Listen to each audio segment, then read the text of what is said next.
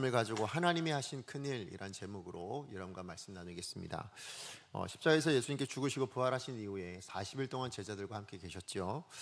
그리고 그 제자들이 보는 앞에서 승천하셨습니다. 자, 그런데 승천하시기 전에 예수님께서 제자들에게 마지막으로 당부하신 말씀이 하나 있어요. 그게 누가복음 24장에도 나오고 또 사도행전 1장에도 나오는 동일한 말씀인데 우리 4절 말씀 1장 4절입니다. 같이 한번 읽어보겠습니다. 시작. 사도와 함께 모이사 그들에게 분부하여 이르시되 예루살렘을 떠나지 말고 내게서 들은 바 아버지께서 약속하신 것을 기다리라. 제자들은 지금 이 말씀을 따라서 예수님이 승천하신 이후에 예루살렘을 떠나지 않고 함께 지금 아버지께서 약속하신 것, 그 하나님이 약속하신 것, 우리는 무엇인지 알죠. 성령님을 기다립니다.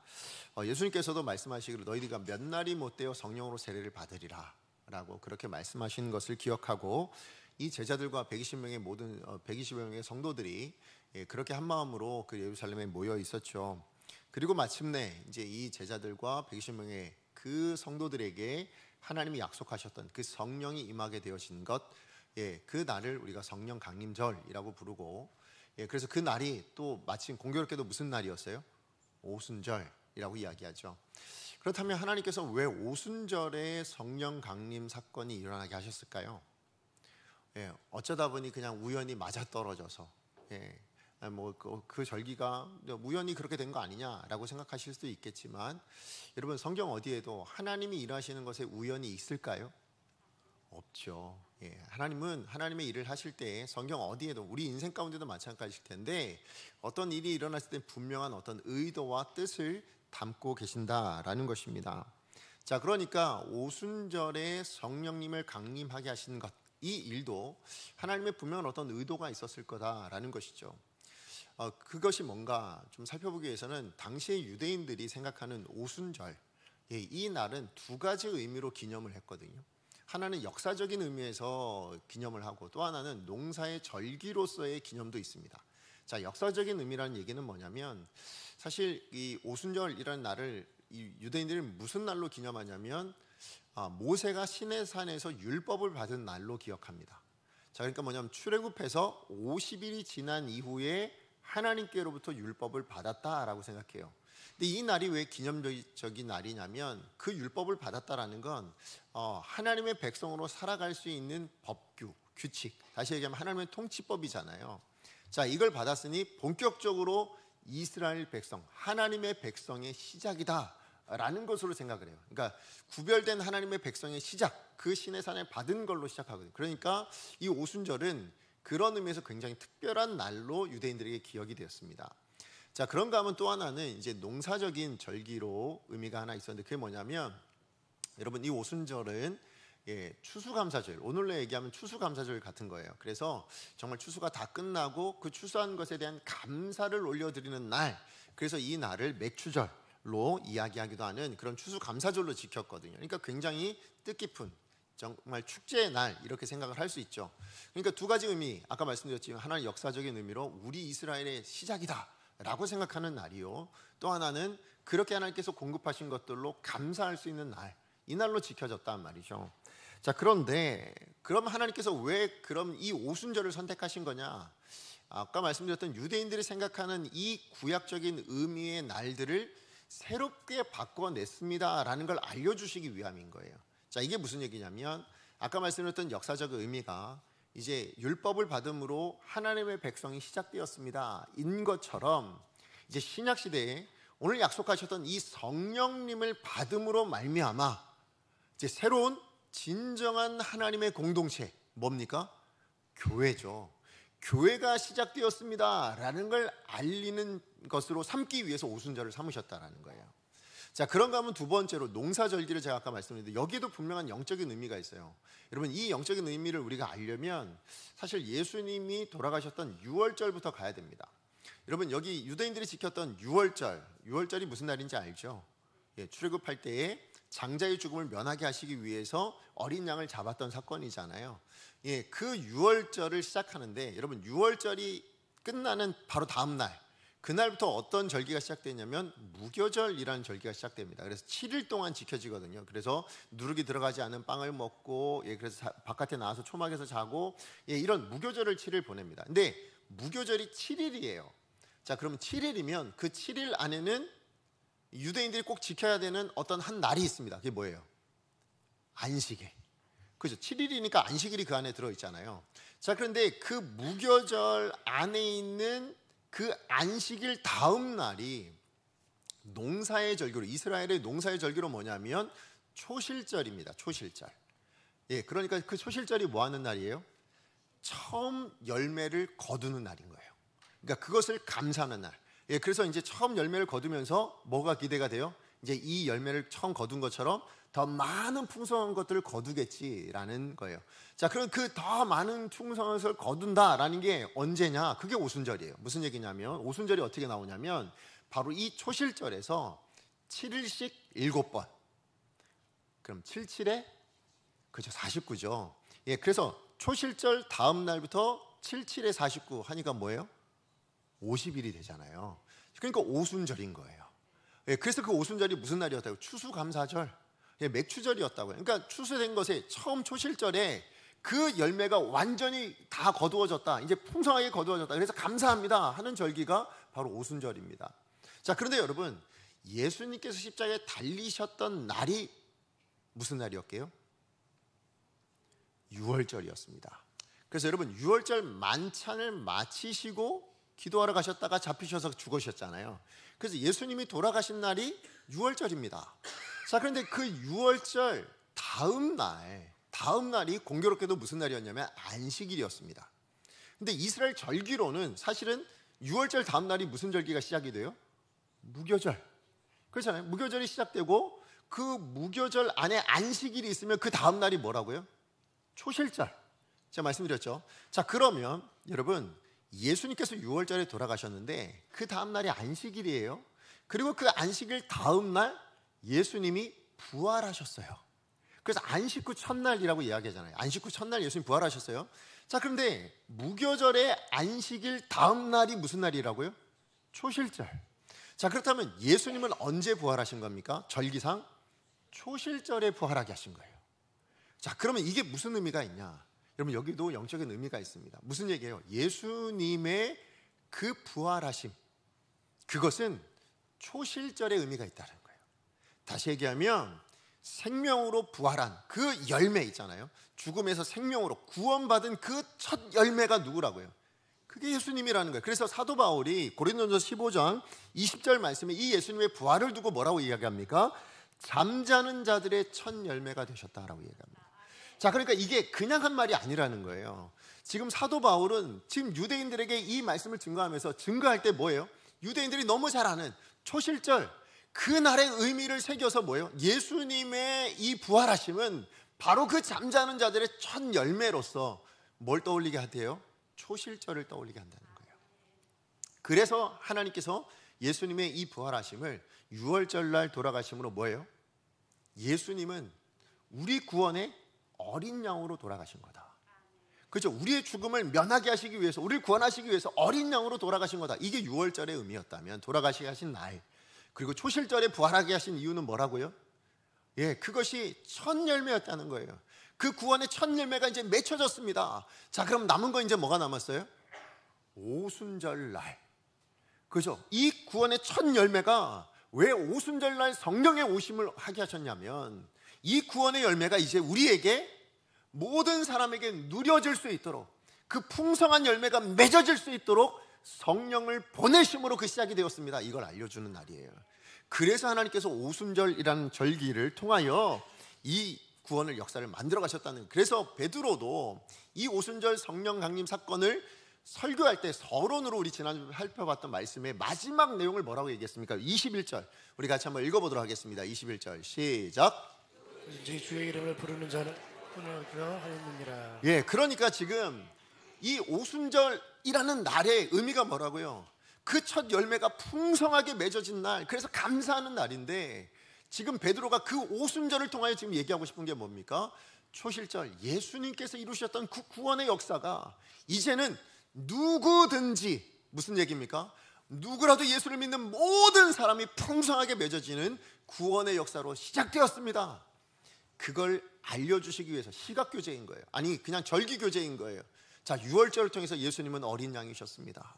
초실절을 통해서 예수님이 바로 그 첫 열매였습니다. 구원의. 자, 그런데 이제 오순절을 통해서 그 구원의 첫 열매가 이제 우리 모든 사람이 누려질 수 있을 정도로 그 은혜의 시대가 시작이 되었습니다. 그 신약의 시대가 시작되었습니다. 그 구원의 역사가 시작되었습니다. 이것을 알리는 날이 성령 강림절인데 그게 오순절에 일어났습니다. 그걸 보여주고 있다라는 것이죠. 자, 그러니까 여러분, 이 복음을 처음 듣는 유대인들의 입장에서는 이게 너무 와닿는 거예요. 그렇죠? 유월절. 그래, 구약 시대에 그 어린 양의 죽음으로 우리가 구원 받았는데, 우리가 하나님 백성 되었는데 예수님께서 그 어린 양이었다고. 초실절, 예수님이 그 구원의 첫 열매이셨다고. 그리고 오순절, 바로 그 열매가 우리 가운데 적용되어 풍성하게 맺혀지는 날이 시작되었다고. 이렇게 받아들일 수 있었다라는 것이죠. 그러므로 하나님께서는 이 오순절 성령 강림 사건을 통해서 뭐예요? 제자들과 그 120명의 성도들을 통하여서 그 사람들이 유대인들을 향해서 바로 이 하나님의 큰일, 이 세상을 향해서 하나님의 큰일, 이 구원의 증거를 깨달아 알게 하시기를 원하고 계셨다라는 거예요. 그렇기 때문에 성령이 충만했던 이 베드로의 설교 역시도 뭐예요? 어디에 초점이 맞춰져 있어요? 하나님의 큰일에 초점이 맞춰져 있죠. 근데 그 하나님의 큰일의 주인공이 누구예요? 예수님이다예요. 그래서 여러분, 설교의 서로는 우리 술 취하지 않았어. 성령의 충만함 때문에 그래 하면서 뭐에다 맞춰요? 누구든지 주의 이름을 부르는 자는 구원이라는 것으로 맞췄잖아요. 서론을 구원으로 시작하면서 그 구원의 핵심이 뭐냐? 주인공이 누구냐? 예수님이야. 그래서 본론의 내용이 누구의 이야기일까요? 예수님에 대한 이야기예요. 그리고 이 서론의 전체 주제는 뭐라고요? 하나님이 행하셨던 큰일. 지금 그 얘기를 하고 있다라는 것이죠. 자, 그러면 이 설교의 본론으로 지금 베드로가 이야기할 때 어떻게 이야기를 하고 있냐면, 베드로가 그냥 얘기하는 게 아니라 이 큰일이 무엇인지를 시편 16편과 시편 110편의 말씀을 인용해서 이야기합니다. 자, 그래서 여기 시편 16편을 통해서는 어떤 걸 증거하냐면, 예수님이 바로 그 하나님의 큰일의 주인공이신데, 그 시편 16편을 통해서 뭘 얘기하냐면 예수님의 십자가의 죽으심과 부활하심을 증거해요. 이 시편 16편을 통해서 증거해 줍니다. 그리고 시편 110편을 통해서는 또 뭘 얘기하냐면 예수님의 승천하심과 승천하신 이후에 하나님 보좌 우편에 앉아 계십니다 라는 이 사실을 증거합니다. 그리고 결론으로 마지막에 뭘 얘기하냐면, 바로 이렇게 예수님이 죽으시고 부활하시고 승천하셔서 하나님 우편에 앉아 계신 이 예수를 하나님께서 뭐가 되게 하셨다고요? 주와 그리스도가 되게 하셨습니다 라는 것으로 이 하나님의 큰일의 내용을 마무리합니다. 결국 하나님의 큰일의 내용이 뭐예요? 예수를 우리의 주와 그리스도 되게 하신 겁니다. 메시아 되게 하신 겁니다. 구원의 역사를 이루어내신 겁니다. 이거를 지금 베드로가 설교하고 있던 전체의 주제라는 것이죠.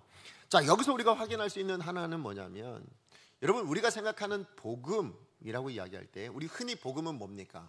복음의 내용이 뭐예요? 예수님께서 나를 위해 죽으셨고 부활하셨습니다, 이 내용이죠. 근데 여러분, 이건 따지고 보면 엄밀한 의미에서는 부족한 내용이라는 거예요. 지금 베드로가 설교하는 내용을 보자면 이게 복음이고 이게 하나님의 큰일입니다, 이게 하나님이 이루신 구원의 역사입니다 라고 이야기할 때, 예수님을 증거할 때 뭘 이야기합니까?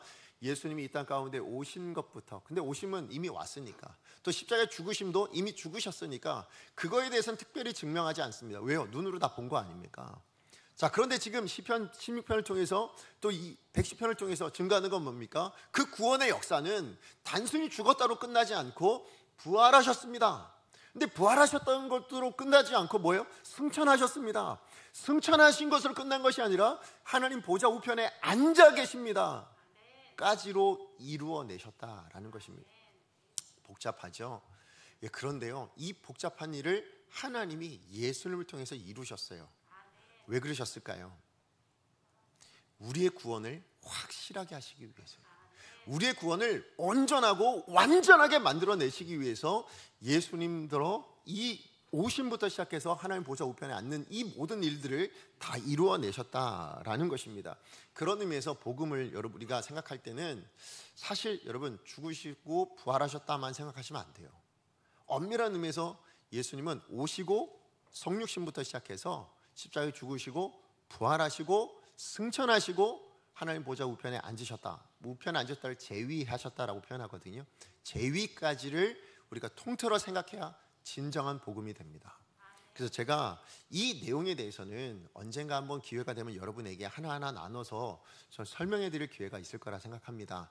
곧 만들어 드리겠습니다. 그러나 오늘은 제가 이 구원을 하나님께서 이렇게 하나하나 했습니다, 이걸 말씀드리려고 하는 것이 아니고요. 오늘 베드로의 설교의 주제가 뭐라고요? 하나님이 이루신 큰일, 그죠? 하나님이 하신 큰일, 여기에 좀 초점을 맞추고 싶어요. 하나님이 이 큰일을 이루셨다라는 것이죠. 지금 베드로가 여기에 초점을 맞추고 있어요. 이 설교의 모든 내용이 예수님이긴 하지만 여러분, 예수님의 이 생애를 통해서 이루신 이 구원은 하나님이 이루신 큰일입니다. 이거를 지금 증거해 주고 있거든요. 그래서 지금 이 일이, 근데 우리가 생각해야 될 건 뭐냐면 그냥 전혀, 그러니까 베드로가 성령의 충만함을 받아가지고 이전에 없었던 새로운 계시를 듣고 그래서 새로운 어떤 일을 지금 이야기하고 있는 거냐, 그러지 않다라는 거예요. 그죠? 이 하나님의 큰 일을 이야기하는데요, 이 주제를 이야기하는데 베드로가 뭘 가지고 이야기하고 있어요? 이미 기록되어져 있는 하나님의 말씀을 가지고 하나님의 큰 일을 그렇게 이루셨습니다를 이야기하고 있잖아요. 그죠? 예, 맞아요. 이미 기록되어진, 다시 얘기하면 이미 유대인들에게라면 누구나 알고 있는 그 기록된 하나님의 말씀의 성취로 말미암아 하나님께서 이 큰 일을 이루어내셨습니다. 이게 지금 베드로가 설교하고 있는 전체 큰 내용인 거예요. 자, 그렇기 때문에 이 내용을 가지고 오늘 저와 여러분, 우리에게 주시는 하나님의 말씀이 있는 줄로 믿습니다. 하나님의 뜻이 있는 줄로 믿습니다. 왜냐하면 복음은, 구원은 이미 우리가 받았잖아요. 자, 그렇다면 이 구원을 통해서 하나님 우리 가운데 뭘 말씀하시는 거예요? 단순히 너희를 구원했다 이렇게 그거 말씀하시고자 하는 게 아니에요. 지금 베드로가 한 주제가 뭐라고요? 하나님이 하신 큰일. 근데 그 큰일을 무엇을 따라 하셨다고요? 말씀을 따라 이루셨습니다, 이거잖아요. 그래서 이것을 통해서 오늘 우리에게 하시고자 하는 하나님의 말씀을, 그 교훈을 두 가지로 좀 여러분과 나누고 싶습니다. 자, 첫 번째는 뭐냐면 하나님이 하시면 누구를 통해서라도 새로운 변화를 이루어내신다라는 거예요. 다시 얘기하면 이 하나님의 큰일은 누가 하셨다고요? 하나님이 하셨다고요. 중요한 건 하나님이 하셨다입니다. 자, 우리 22절 말씀 같이 한번 들어보겠습니다. 읽어보겠습니다. 시작. 이스라엘 사람들아, 이 말을 들으라. 너희도 아는 바와 같이 하나님께서 나사렛 예수로 큰 권능과 기사와 표적을 너희 가운데 베푸사 너희 앞에서 그를 증언하셨느니라. 예, 지금 베드로가 예수님을 뭐라고 부르고 있습니까? 수식어가 하나 붙어 있어요. 뭐라고요? 나사렛 예수라고 이야기합니다. 여러분, 나사렛 예수라는 이 말이 여러분이 듣기에는 그냥 예수님이 태어난 동네가 나사렛이니까 이렇게 생각하겠지만 그 당시 유대인들에게는 어떻게 들렸을까요? 어떻게 들렸는지 알려면 여러분, 빌립이 처음 예수님 만나고 나서 나다나엘이라는 사람에게 찾아가서 전도를 합니다. 와보라 얘기를 하거든요. 그런데 그때 뭐라고 했냐면 내가 만난 사람은 나사렛에 사는 예수님인데 라고 하면서 전했을 때 그 나다나엘이 뭐라고 한지 기억하십니까? 나사렛에서 무슨 선한 것이 날 수 있느냐, 예, 그런 이야기를 하거든요. 자, 그러니까 그 당시 유대인들의 입장에서, 시선에서 나사렛이라는 동네는 뭐예요? 보잘것없는 동네, 천한 동네, 예, 저 시골 어디쯤에 있는 그런 허름한, 아무것도 일어날 수 없는, 누구도 상상할 수 없는, 뭔가 큰일이 일어날 거라고는 상상도 할 수 없는, 우리로 얘기하면 개천에서 용인한다 할 때 개천 정도 되는, 그죠? 그런 동네라고 지금 유대인들이 생각하고 있었다라는 거예요. 자, 그렇다면 왜 베드로는 굳이 예수님을 표현할 때 나사렛 예수다라고 이야기를 합니까? 그거는 예수님이 이루신 이 모든 역사가 예수님께로부터 된 게 아니라 누구로부터 되었다? 하나님께서 하셨다라는 걸 강조하기 위해서라는 거예요. 사실 근데 우리가 생각해보면 예수님이야말로 성자 하나님, 하나님이신데 예수님 스스로 다 하실 수 있는 거 아닌가? 우리 이렇게 생각할 수 있잖아요. 그런데 베드로는 지금 그렇게 말씀하지 않는 거예요. 일부러 누가 하셨다고? 하나님이 하셨다라는 걸 계속해서 강조해주고 있습니다. 예수님의 생애 전체가 다 뭐라고 얘기하냐면 하나님이 하신 겁니다, 이렇게 이야기를 합니다. 자, 그래서 여러분, 우리가 읽었던 본문 전체에 보면 23절 말씀에 뭐라고 되어 있냐면 하나님께서 정하신 뜻과 미리 아신 대로 내어주셨대요. 누구를? 예수님을. 누가요? 하나님이 그렇게 내어주셨다고 지금 이야기를 하고 있습니다. 예, 그래서 십자가에 달려 죽게 되셨습니다. 하나님 내어주지 않으셨다면 십자가에 달려 죽으실 일이 없는데 하나님이 내어주셨다. 우리는 예수님이 가셨다 이렇게 생각하는데 지금 베드로는 아니, 하나님이 내어주셨기 때문이야, 지금 이렇게 얘기한단 말이죠. 자, 그 다음 24절과 32절에는 똑같은 얘기가 나오는데 뭐하냐면 그 내어주신 예수님, 그래서 십자가에 달려 죽으신 그 주님이 하나님께서 다시 살리셨다, 지금 그 얘기를 또 합니다. 예수님이 스스로 살아나신 것이 아니라 하나님이 살리셨습니다, 지금 그 얘기하고 있는 거예요. 다시 얘기하면 하나님이 살리시면 죽은 자 살아난다예요. 예, 아무리 죽어서 끝났다고 생각할지라도 하나님이 살리시면 살릴 수 있다, 지금 그 얘기를 베드로가 강조하고 있는 거죠. 그뿐 아니라 33절에는 또 뭐라고 이야기합니까? 하나님이 이 예수님을 높이셨다.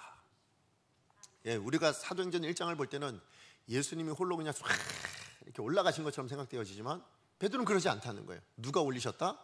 하나님이 올리셨기 때문에 승천하셨다, 지금 그 얘기를 하고 있는 것입니다. 그리고 그 승천하심으로 성령님을 보내셨다, 지금 그 얘기하고 있는 거예요. 자, 그리고 마지막인 36절에는 또 뭐라고 이야기합니까? 그래서 하나님께서 이 예수를 주와 그리스도 되게 하셨다라고 이야기하는 거예요. 자, 그러니까 베드로가 전하고 싶은 핵심적인 내용이 뭔지 보이지 않습니까? 예, 예수님이 이루신 그 하나님의 큰일, 그 주인공은 예수님이시지만 그 주인공을 통하여 이 모든 일들을 감당하게 하신 건 누구다? 하나님이시다라는 걸 이야기하는 거예요. 다시 얘기하면 하나님이 하시면 이 세상 사람들이 볼 때는 천하다, 거기서 무슨 선한 것이 날 수 있느냐라고 이야기할 만한 그런 출신의 인생도 뭐가 될 수 있다? 하나님의 이 큰일을 만들어내는 역사의 주인공이 되게 하신다. 이게 우리가 믿고 있는 우리의 하나님이다, 지금 그걸 이야기하고 있는 거예요. 다시 얘기하면 어떤 인생도 꿈꿀 수 없는, 예, 만약에 나사렛에 태어난 어떤 다른 사람이라면 그런 마음이겠죠. 아, 진짜 내가, 예, 우리로 얘기하면 금수저, 그죠, 흙수저죠, 흙수저. 내가 흙수저로 태어나가지고, 내가 요즘 젊은 사람들이 아마 그런 마음 많이 가질 거예요. 예전에는 그래도 노력하면 개천에서 용이 날 수도 있다 하지만 요즘은 그러지 않잖아요. 예, 개천에선 용이 날 수 없다, 그죠? 용이 날 수 있는 데만 날 수 있다, 이런 식의 개념들을 갖는 요즘 시대 젊은이들 많잖아요. 만약에 정말 그렇다면, 여러분, 그렇다면 이거는 있을 수 없는 얘기가 되는 건데, 근데 누가 그 있을 수 없는 일을 감당하게 하셨다? 하나님이 이루셨다, 그 얘기 하시는 거예요. 이것을 강조하시기 위해서 여러분, 하나님께서 예수님을 보내실 때 나사렛 예수로 보내셨어요. 뿐만 아니라 천한 목수의 아들로, 가난한 목수의 아들로 보내셨다고요. 왜 그러셨을까요? 만약에 예수님을 오늘 우리가 이야기하는 금수저로 보내셨다면 어땠을까요? 모든 걸, 능력을 가지고 모든 걸 다 하실 수 있고 모든 걸 다 지식적으로 뛰어나다, 이걸 인정받을 만한 집안에서 태어나셔서 그런 교육을 받으셔서 그렇게 구주가 되셨다면, 그러면 세상 사람들은 뭐라고 얘기할까요? 그건 하나님이 하신 일이 아니라 지가 잘나서, 그죠? 환경이 좋아서, 예, 부모님의 열심히 대단하셔가지고 뭐 이런 이야기를 하게 될 거예요. 그런데 정말 가난한 목수의 아들로 나사렛이라는 동네에서 태어나게 하신 이유가 어디 있다고요? 예수님이 하신 일이 아니라 하나님이 하셨습니다. 이걸 보여주기 위함이라는 것이죠. 여기서 또 하나 생각하자면 더 있는 게 뭐냐면, 그런데 예수님도 그래서 하나님을 전적으로 의지하여 하나님의 뜻대로 살아내는 삶을 삽니다. 그래서 예수님이 요한복음 6장 38절에 이렇게 말씀해요. 우리 같이 한번 읽어보겠습니다. 시작. 내가 하늘에서 내려온 것은 내 뜻을 행하려 함이 아니요 나를 보내신 이의 뜻을 행하려 함이니라. 네, 다시 얘기하면 예수님께서 이 땅 가운데 오신 목적이 뭐라고요? 이유가 뭐라고요? 삶의 기준이 뭐라고요? 하나님의 뜻이라고 이야기합니다. 그러면 어떤 하나님의 뜻이에요? 저 하나님의 뜻, 보내신 이의 뜻을 뭘로 알 수 있습니까? 예수님이 뭘 성취하셨다고요? 이미 기록되어져 있는 하나님의 말씀대로 성취하신 거잖아요. 그게 구원입니다. 맞지요? 예, 구약 성경에 기록되어져 있는 그 하나님의 말씀. 그래서 베드로가 지금 인용해서 한 게 다 뭐예요? 예수님의 승천하심, 부활하심, 시편 16편에 나와 있다니까 지금 그 얘기하고 있는 거잖아요. 예수님의 승천하심과 하나님 보좌 우편에 앉으심, 그거 어디에 기록되어 있다고요? 시편 110편에 이미 기록된 거 아니야. 지금 그 얘기하고 있는 겁니다. 예수님이 이 땅 가운데 오셔서 살아낸 모든 삶의 틀과 근거는 무엇이었다고요? 하나님이 하게 하셨는데 무엇대로 하게 하셨다? 하나님의 말씀대로 하게 하셔서 그 말씀대로 살아내셨더니 내 인생이 하나님의 큰일이 담겨지게 되었다. 지금 그거를 예수님께서 보여주고 계신다라는 것이죠. 맞아요. 그렇게 살아냈더니 나 같은 나사렛 출신의 보잘것없는 가난한 목수의 아들이라 할지라도 그 인생이 어떤 인생이 되게 하셨습니까? 우리가 알고 있는 BC와 AD를 구별하는 세상의 역사의 중심이 되어지는 일들을 하나님께서 이루어내시더라. 그걸 보여주고 계신다라는 것이죠. 성경에도 수많은 우리 믿음의 위인들도 그렇게 살아가는 거 아니겠습니까? 그죠? 이 하나님의 뜻을 따라 하나님을 붙들고 의지하여 살아냈던 수많은 사람들, 지금 베드로가 인용하고 있는 다윗의 삶이 그랬고요. 또 베드로의 인생도 그러지 않습니까? 만약에 예수님을 쫓아가지 않았다면, 그렇다면 베드로의 인생은 그냥 업으로 끝났을 겁니다. 뿐만 아니라 지금 베드로가 지금 자기들을 향해서 니들 술 취한 거 아니냐 하고 하는 이 사람들에 하여 예수를 증거하고 있다고요. 예수 증거하다 어떻게 될 수 있는데요? 죽을 수도 있는데요. 신성모독이라 할 수도 있는데요. 자, 그런데 그를 붙들고 그렇게 말씀을 신뢰하여 일어났더니 그 베드로를 통하여 어떤 역사요? 사도행전의 역사가 시작되도록, 그 역사의 시작이 되도록 하나님께서 만들어내시더라. 맞아요. 정말로 하나님이 하시면 그 인생이 어떠하든지 간에 하나님은 새로운 변화의 역사를 만들어내시는 줄로 믿습니다. 그런데 그걸 만들어내실 때 무엇을 근거로 하신다고요? 이미 기록되어져 있는 하나님의 말씀이요. 이게 얼마나 은혜가 됩니까? 하나님이 오늘 우리 인생을 향해서도 그 새로운 변화를 만들어내실 수 있다라는 거예요. 우리가 어떠하든지 상관이 없대요. 지금 여러분이 여러분 자신을 생각할 때 내가 대단하다, 못났다, 다양한 생각들을 하실 수 있잖아요. 그러나 여러분의 어떠함은 하나님 앞에 상관이 없대요. 하나님은 여러분을 통해서 새로운 역사를 만들어가길 원하신대요. 그런데 그것이 나의 어떤 출중한 능력이나 아니면 내가 어떤 조건을 갖추고 있어야만 되는 일이라면 우리는 할 수 없겠죠. 그런데 우리에게 누구나 할 수 있도록 주셨어요. 그게 뭐라고요? 하나님의 말씀대로면 된대요. 이미 기록되어져 있는 하나님의 말씀대로 살아내는 것이면 충분하다라고 이야기합니다. 그래서 저는 사실 근데 말씀대로 사는 게 쉽지 않잖아요. 그죠? 말씀대로 사는 게 어려운 거잖아요. 그래서 저는 말씀대로 사는 이 믿음 생활, 신앙 생활은 모험이라고 생각합니다. 그죠? 말씀대로 살면 망할 것 같고 손해볼 것 같은데, 그런데요, 베드로도 다윗도요, 자기의 목숨을 아끼지 않고 말씀대로 살아내는 사람들이었거든요. 그랬을 때 하나님께서 그들의 인생을 새로운 변화의 역사의 중심에 하나님의 큰일을 담아내는 인생 만드시더라고요. 그렇다면 오늘 저와 여러분, 우리를 향해서도 동일한 권면을 하고 계신 거예요. 이 하나님을 믿음으로, 그 하나님의 말씀대로 살아낸 그 믿음의 모험을 한번 살아내시는 분들을, 그 인생 안에 하나님께서 뭘 만들어내신다고요? 하나님의 큰일이 담기는 인생으로 만들어 가실 줄로 믿습니다. 여러분 생각하기에 내가?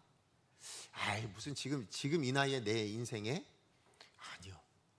하나님이면 하실 수 있는 줄로 믿습니다. 여러분이 믿는 우리 하나님은 그런 분이세요. 그 하나님이 말씀대로 살아내시는 여러분의 삶을 통하여 변화의 새로운 시작을 지금부터도 시작하실 수 있다. 이걸 믿으시면서 우리에게 주어진 하루하루를 살아낼 수 있는 저와 여러분 되어지기를 간절히 축복합니다. 자, 그런가 하면 두 번째로, 오늘 이 말씀을 통해서 우리 가운데 주신 하나님의 뜻은 무엇인가 하면, 하나님이 하시면 어떤 문제라도 풀어 살리시는 은혜를 누리게 하신다는 거예요. 자, 우리 24절 말씀 같이 한번 읽어보겠습니다. 시작. 하나님께서 그를 사망의 고통에서 풀어 살리셨으니 이는 그가 사망에 매여 있을 수 없었습니다. 유대인들에 의해서 물론 하나님이 내어주셨기 때문이지만 십자가에 달려 죽으셨습니다. 그런데 하나님께서는 그 예수님을 이 사망의 덫에서 풀어 살리셨다라고 말씀하고 있습니다. 여기 나오는 이 고통이라는 단어 있잖아요. 사망의 고통. 예, 근데 이 고통이라는 단어가 이제 오디나스거든요. 오디나스. 근데 이 오디나스라는 뜻의 의미가 뭐냐면 사냥꾼의 덫입니다. 덫. 여러분, 동물이 덫에 만약에 걸리면 스스로 빠져나올 수 있을까요? 없죠. 누군가 도와주지 않는 이상 덫에서 빠져나올 수가 없습니다. 근데 오늘 저와 여러분, 우리 인생 가운데도 바로 그 덫이 있다는 거예요. 그게 뭐라고요? 사망의 덫이래요. 그래서 누구도 이 사망의 덫에서 스스로 빠져나올 수 있는 인생이 없는 것입니다. 그래서 지금 하나님께서 말씀하시고 있는 게 뭐냐면, 예수님도 그 사망의 덫에 빠졌었는데, 그 사망의 고통 가운데 있었는데 누가 하셨다고요? 하나님이 도와주셔서, 하나님이 역사하여 주셔서 그 덫에서 풀어주셨다. 근데 단순히 푼 게 아니라 뭐라고 얘기하십니까? 풀어 살리셨노라 이야기합니다. 살리되 어떻게 살리셨어요? 영원히 살게 만들어 주셨죠. 그래서 이걸 강조하기 위해서 베드로가 32절에 다시 한번 이야기합니다. 그래서 32절 우리 같이 한번 읽어볼까요? 32절 시작. 이 예수를 하나님이 삼으신지라 우리가 다 이 일의 증인이로다. 예, 이 예수가 죽었었다는 얘기잖아요. 살리셨다는 얘기는 사망의 덫에 매여 있었다라는 거예요. 붙들려 있었다라는 거예요. 그런데 하나님이 살려셨다는 거예요. 풀어내셨다는 거죠. 근데 놀라운 사실이 하나 있습니다. 뭘까요? 그 사망의 덫에서 예수님을 풀어내신 그 하나님이 오늘 저와 여러분을 하나님의 자녀로 삼으신 거죠. 그죠? 우리를 하나님의 자녀 삼으셨다라는 거예요. 그리고 그 예수님을 통해서 뭐라고요? 동일한 은혜를 누리게 만들어 주셨다고요. 우리가 뭔데요? 예, 우리가 무엇이간데 우리 같은 인생을 향하여 예수님을 통하여서 이 사망의 덫에서 풀어주시는 그 역사를 누리게 하시는가? 사실 예수님도요, 바로 이 소명이 예수님 자신에게 있다라는 걸 알아요. 우리를 풀어주시는 역사.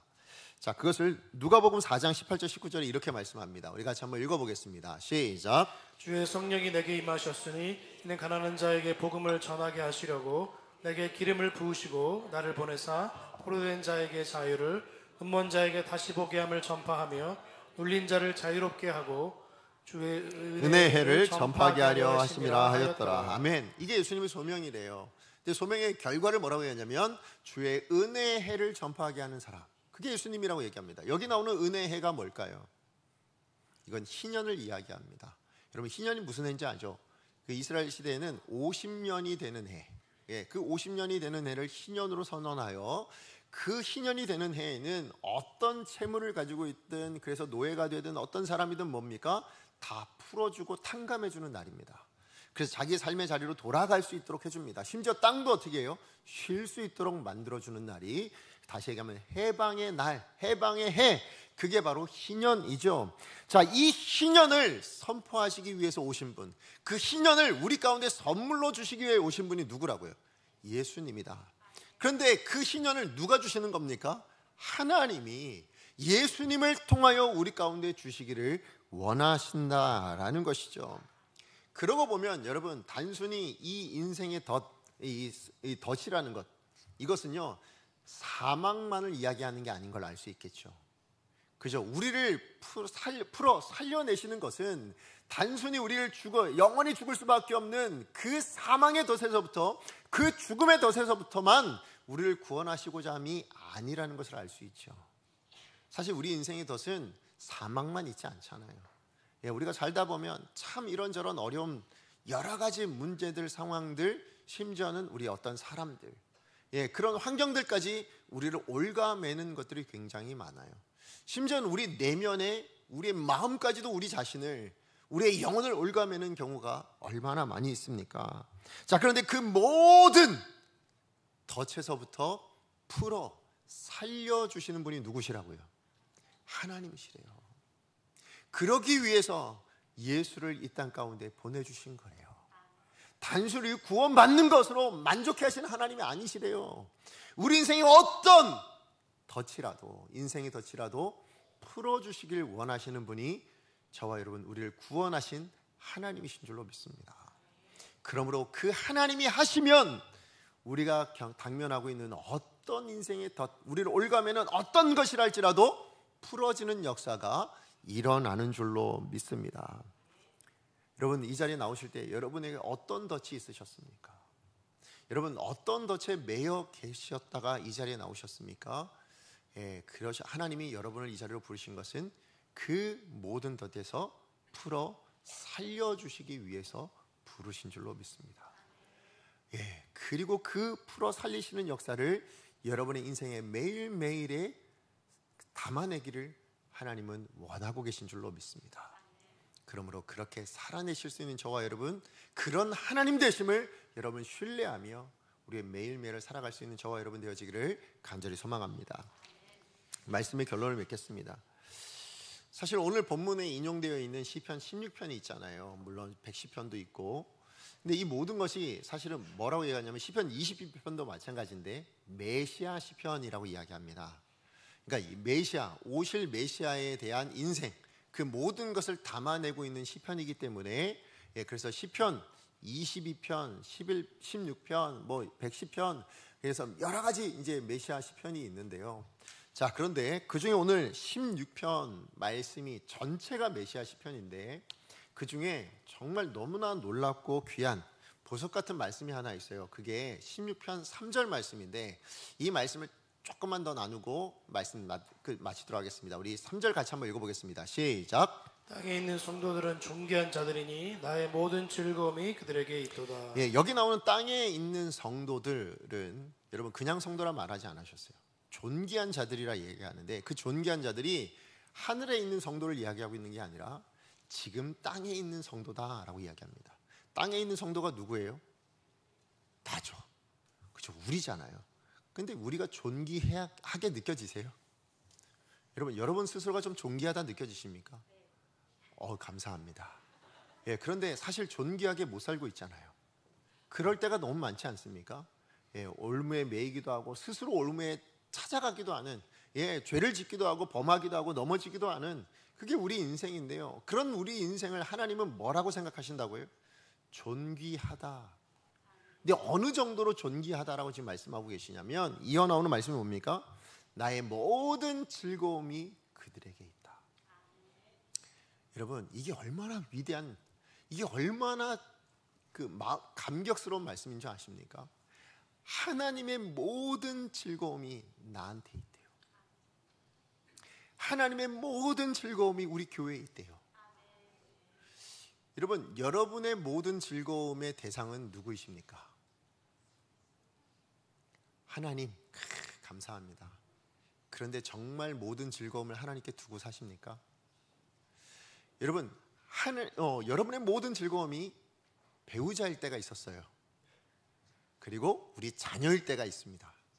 그죠? 그런데요, 진짜 생각해보면, 정직하게 생각해보면 모든 즐거움을 그 한 대상에만 주고 살아가고 있냐?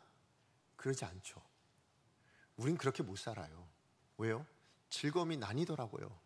그렇게 살아가는 사람이 있는데도, 예를 들겠습니다. 우리 드라마 좋아하시는 분들 계십니까?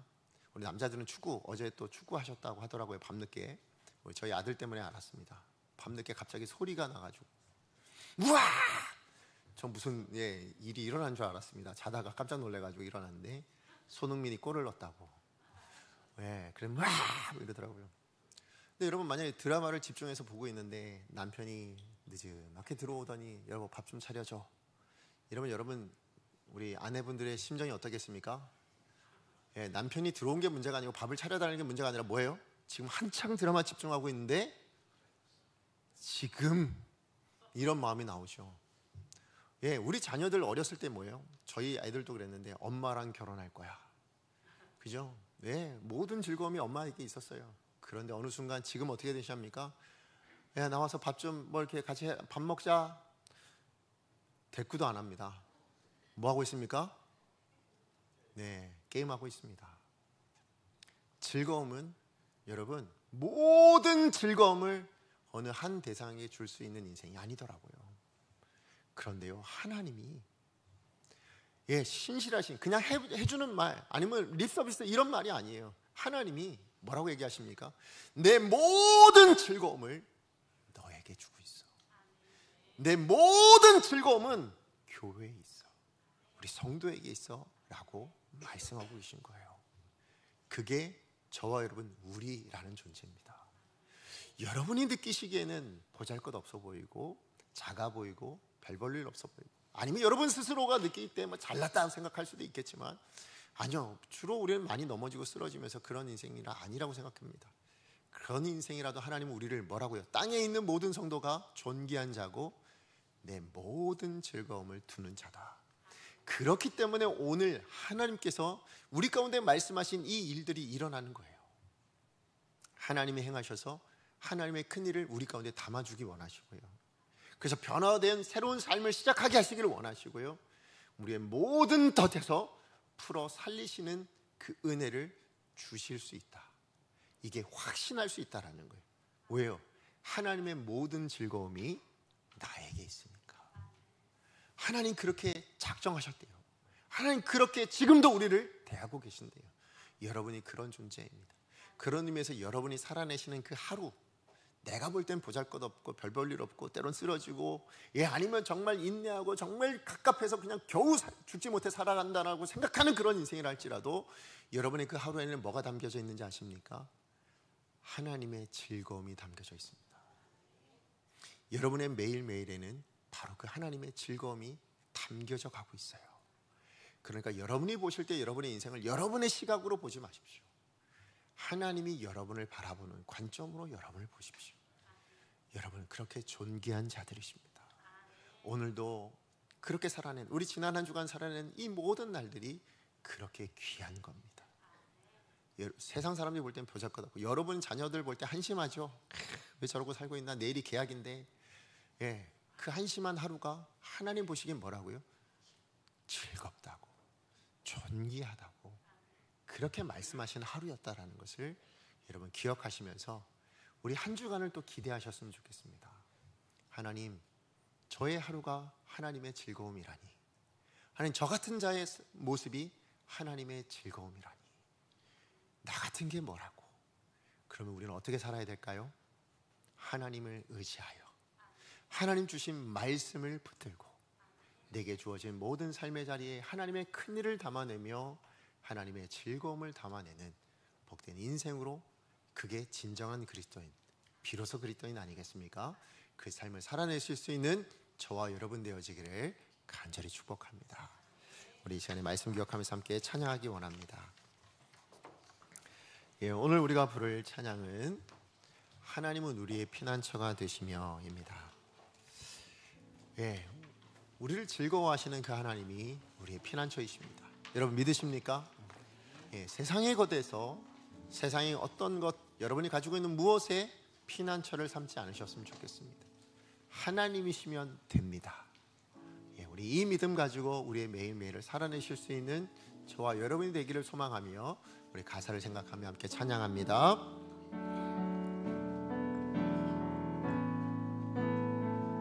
하나님은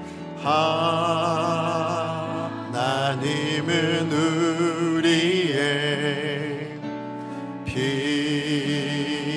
피난처가 되시며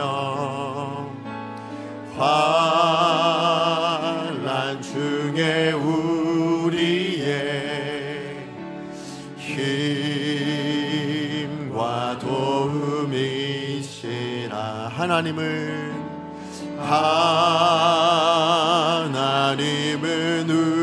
우리의 피난처가 되시며 환난 중에서라도 환난 중에 우리의 힘과 도움이십니다. 힘과 도움이시라. 우리 믿음으로 고백합니다. 너희는 가만히 있어, 너희는 가만히 있어, 주가 하나님 되말지어다. 열방과 세계 가운데 주가 높임을 받으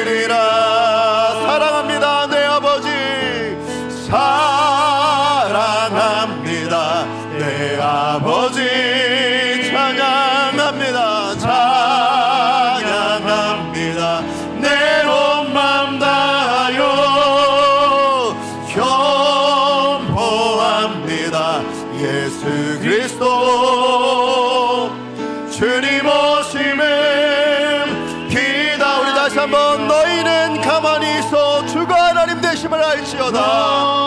너희는 가만히 있어 주가 하나님 대말지어다. 열방과 세계 가운데 주가 높임을 받으리라. 사랑합니다. 마지막 고백입니다. 사랑합니다. 내 아버지 찬양합니다.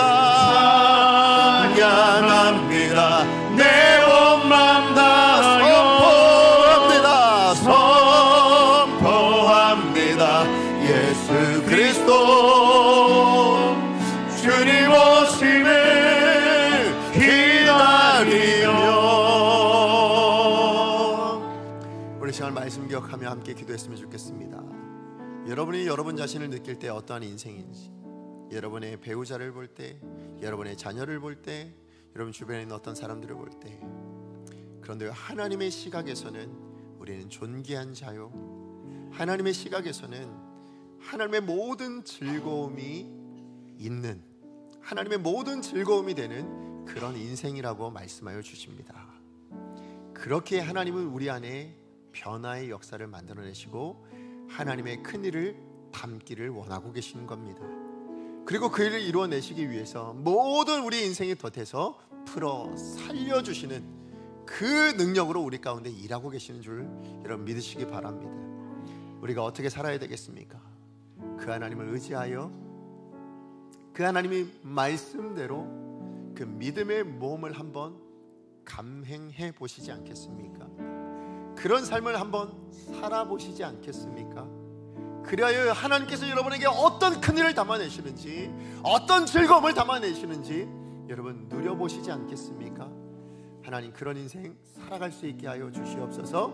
그런 인생이 될 수 있게 하여 주시옵소서. 진정한 그리스도인, 비로소 그리스도인 되게 하여 주시옵소서. 주여 은혜를 주옵소서. 이 시간 하나님 앞에 기도합니다. 주여 은혜를 주옵소서.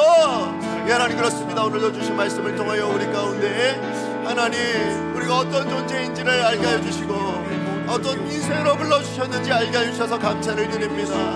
하나님 우리가 존귀한 자요, 하나님 우리가 하나님의 즐거움이 되는 그런 인생임을 알게 하여 주셔서 감사를 드립니다. 하나님 그런 인생의 모든 즐거움과 하나님 그런 하나님의 큰일을 담아내는 인생 되게 하시기 위해서 오늘도 하나님을 의지하여 하나님의 말씀대로 살아내는 인생 되기를 우리 가운데 요청하고 계신 하나님의 음성을 듣게 하여 주시옵시고 하나님 그 음성에 순종할 수 있는 그 믿음의 몸을 감당하기로 결단하는 귀한 이 시간 되게 하여 주시옵소서. 그래서 하나님 우리 인생에 하나님의 즐거움을 담게 하여 주시옵시고 하나님의 큰일 그 새로운 변화의 역사를 담아낼 수 있는 나의 축복된 삶을 만들어갈 수 있도록 주님 인도하여 주시옵소서. 아버지 하나님 도와주시옵소서. 사랑하는 하나님 감사합니다. 오늘도 말씀을 통해서 우리를 향한 하나님 아버지의 마음을 깨닫게 하시고 누리게 하시고 하나님 그 마음이 우리 마음 가운데 담기게 하여 주셔서 감사를 드립니다. 하나님 그리고 그런 인생이 되게 하시기 위해서 우리에게 하나님이 일하고 계시고 그 하나님의 큰 일을 우리 가운데 담으시며 그 즐거움을 담아내시기 위해서 우리 인생의 모든 덫에서 풀어 살리시는 역사를 만들어내고 계시는 줄로 믿습니다. 하나님 그것을 경험하라고 누리라고 하나님을 의지하여 하나님의 말씀대로 살아내는 믿음의 모험을 감당하기를 요청하고 계신 줄로 믿습니다. 하나님 그 부르심에 하나님 우리가 순종하기로 결단하는 기도를 주님 앞에 드렸습니다. 하나님 그러므로 우리에게 주어진 또 살아낼 그 하루가 하나님께서 말씀하신 이 큰일이 담겨지는 역사가 있게 하여 주시옵시고 하나님의 모든 즐거움을 담아낼 수 있는 복된 인생이 될 수 있게 하여 주시옵소서. 그래서 세상 누가 어떤 인생이 보더라도 하나님이 보시더라도 진정한 그리스도인이라 비로소 그리스도인이라 인정받는 귀한 삶을 살게 하여 주시옵소서. 예수님의 이름으로 기도합니다. 아멘. 이제는 우리 주 예수 그리스도의 은혜와 하나님 아버지